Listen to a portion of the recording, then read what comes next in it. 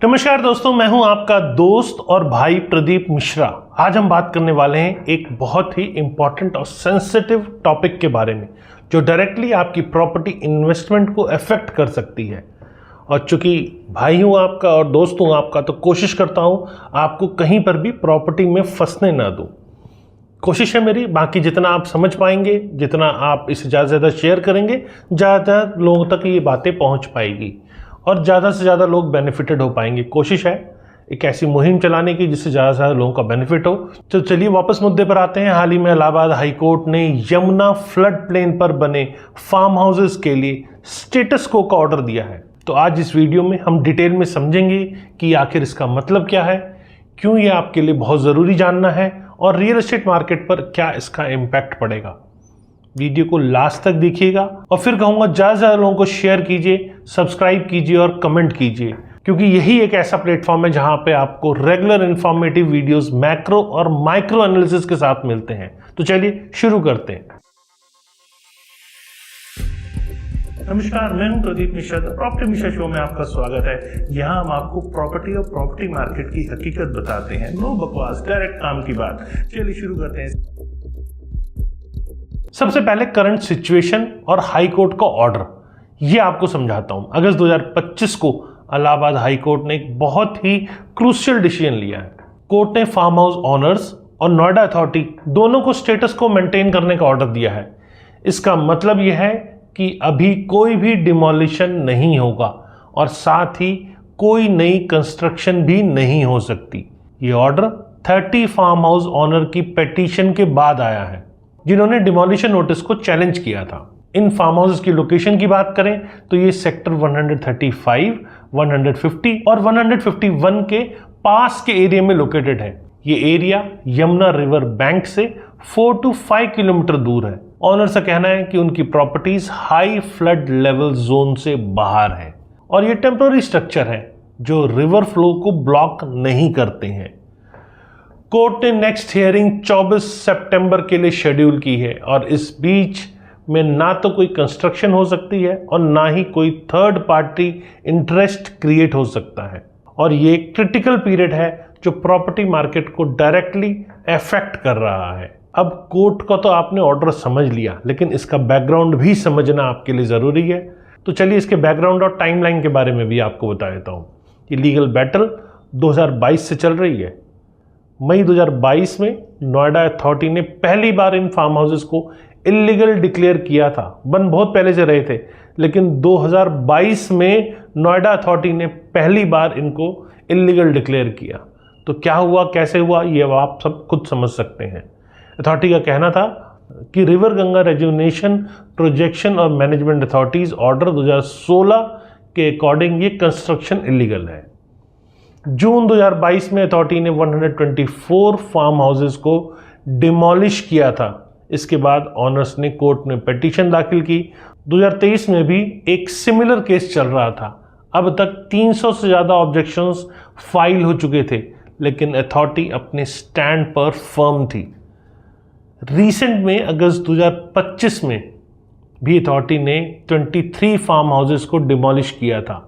Sector 150, sector 151 के area की मैं बात कर रहा हूँ, तो उनके पास के एरिया की बात कर रहा हूँ। ये जॉइंट ऑपरेशन था उत्तर प्रदेश इरिगेशन डिपार्टमेंट के साथ और ये डिमोलिशन ड्राइव पिछले 1 साल के अंदर सबसे बड़ा डिमोलिशन ड्राइव था। तो चलिए अब कुछ उस एरिया की प्राइस एनालिसिस और मार्केट रियलिटी के बारे में बताता हूँ।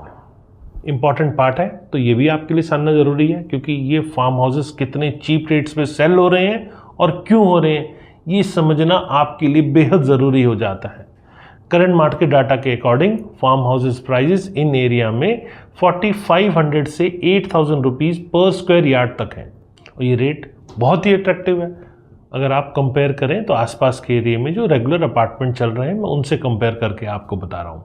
अब आपको जब ये रेट दिखते हैं तो आपको लगता है इससे अच्छी तो कोई चीज़ ही नहीं है, क्योंकि सेम एरियाज़ में, मतलब थोड़ा सा जो सेक्टर 135 या 150, 151 की बात करूं, तो वहाँ पर जो सेक्टर 135 की स्पेशली बात करें तो 8000 से 12000 रुपये पर स्क्वायर फीट का रेट है अपार्टमेंट का।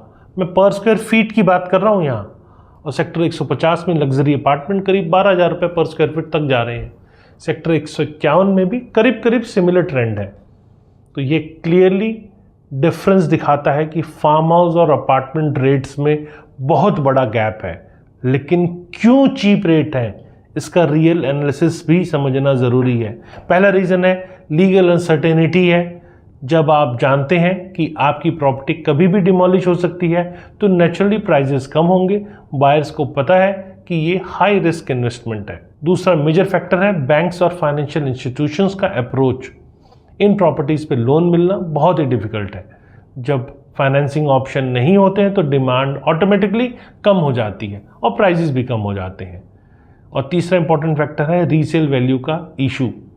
फ्यूचर में यदि आप ये प्रॉपर्टी बेचना चाहते हैं तो बायर बेस बहुत लिमिटेड होगा और ये फैक्ट भी करंट प्राइजेस को कहीं हद तक सप्रेस करता है।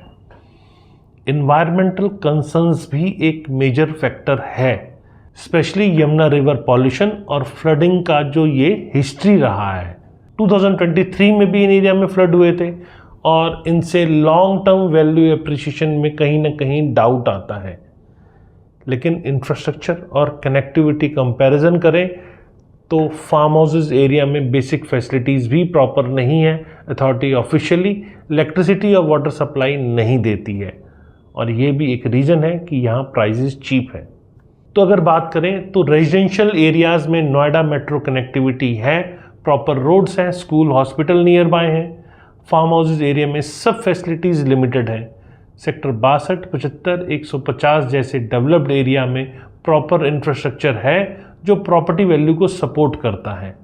मार्केट डेटा के अकॉर्डिंग नोएडा में average property appreciation 5 to 7% annually है। डेवलप्ड एरियाज़ में स्पेशली मैं बात कर रहा हूँ, फार्म हाउस एरिया में ग्रोथ बहुत कम है क्योंकि यह अनसर्टेन है और उसका मेजर रीज़न कुछ लीगल इश्यूज़ का रहना है। तो यहाँ पर इन्वेस्टमेंट का रिस्क एनालिसिस करना बहुत ज़रूरी हो जाता है। प्रोफेशनल इन्वेस्टर्स की नज़र से देखें तो ये इन्वेस्टमेंट्स में मल्टीपल रिस्क है। लीगल रिस्क सबसे बड़ा है, एनवायरमेंटल क्लियरेंस का इशू है, रेगुलेटरी कंप्लायंस की प्रॉब्लम है। रीसेंट रिपोर्ट के अकॉर्डिंग फार्म हाउसेज इन्वेस्टमेंट में शॉर्ट टर्म गेन पॉसिबल है लेकिन long term sustainable growth doubtful है। अथॉरिटी का क्लियर स्टैंड है कि यह कंस्ट्रक्शन इलीगल है। इन प्रॉपर्टीज़ के लिए बैंकिंग सेक्टर का भी एटीट्यूड नेगेटिव है। होम लोन नहीं मिल रहे हैं रजिस्ट्रेशन के बाद भी, ये रेड फ्लैग है सीरियस इन्वेस्टर्स के लिए। अगर मैं अपनी राय की बात करूं तो instead of farm house investment regular residential properties में इन्वेस्ट करना ज़्यादा सेफ है। लिक्विडिटी भी बेटर है और अपार्टमेंट भी आपका लीगल है। एनवायरमेंट और सोशल इम्पैक्ट की बात करें तो यमुना रिवर इकोलॉजी पर इन फार्म हाउसेज का नेगेटिव इम्पैक्ट है। रिवर पॉल्यूशन इंक्रीज हो रहा है, वेस्ट डंपिंग की प्रॉब्लम है, नेचुरल फ्लड प्लेन्स डिस्टर्ब हो रही हैं, लोकल कम्युनिटीज़ भी इफेक्ट हो रही हैं और ओरिजिनल फैमिलीज़ का लैंड वैल्यू डिस्टर्ब हो रहा है। गवर्नमेंट का फोकस सस्टेनेबल डेवलपमेंट पर है, इसीलिए फ्यूचर पॉलिसीज़ भी इन इलीगल कंस्ट्रक्शन के अगेंस्ट ही होगी। तो यहाँ मेरी रिकमेंडेशन आपसे है कि अवॉइड करें ऐसी इन्वेस्टमेंट्स को। जब तक लीगल क्लैरिटी नहीं आती है तब तक आपको ऐसी इन्वेस्टमेंट से बचना चाहिए। यदि फिर भी इंटरेस्टेड है तो वेट करें कोर्ट डिसीजन का। सितंबर में हियरिंग के बाद क्लियर पिक्चर हो पाएगी। अल्टरनेटिव इन्वेस्टमेंट ऑप्शन जरूर देख सकते हैं। नोएडा एक्सटेंशन में अफोर्डेबल हाउसिंग के बहुत सारे प्रोजेक्ट्स हैं। ग्रेटर नोएडा में भी अच्छी अपॉर्चुनिटीज इस टाइम पे दिख रही हैं। तो एनसीआर ओवरऑल कनेक्टिविटी के कारण एक अच्छा इन्वेस्टमेंट हब बना हुआ है, लेकिन हमेशा प्रॉपर्टी वही लें जिसमें प्रॉपर अप्रूवल हो। तो चलिए अब इसके फ्यूचर आउटलुक को आपको ध्यान में रख के कुछ बातें बताता हूं। शॉर्ट टर्म अनसर्टेनिटी रहेगी, कोर्ट डिसीजन के बाद ही क्लियर डायरेक्शन मिलेगी। यदि अथॉरिटी की तरफ से कोई टफ डिसीजन आता है तो प्राइजेस और भी गिर सकते हैं। लॉन्ग टर्म प्रोस्पेक्टिव से सस्टेनेबल डेवलपमेंट ही फ्यूचर है। गवर्नमेंट एनवायरमेंट प्रोटेक्शन को प्रायोरिटी दे रही है, इसीलिए लीगल कंप्लेंट प्रॉपर्टीज में इन्वेस्ट करना आपके लिए बेटर स्ट्रेटजी है। फाइनल एडवाइस ये है कि चीप रेट का मतलब ये नहीं है कि गुड डील है।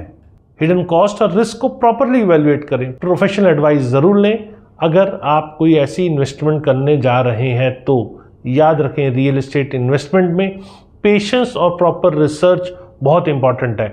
शॉर्ट टर्म ग्रीड में लॉन्ग टर्म वेल्थ डिस्ट्रॉय बिल्कुल ना करें। सेफ इन्वेस्टमेंट स्ट्रेटजी अपनाएं और लीगल कंप्लाइंट प्रॉपर्टी को ही प्रेफर करें। ये था मेरा आज का कंप्लीट एनालिसिस। आपको इन्फॉर्मेशन यूजफुल लगी तो लाइक और शेयर करें। कमेंट में अपने क्वेश्चंस मुझसे पूछ सकते हैं।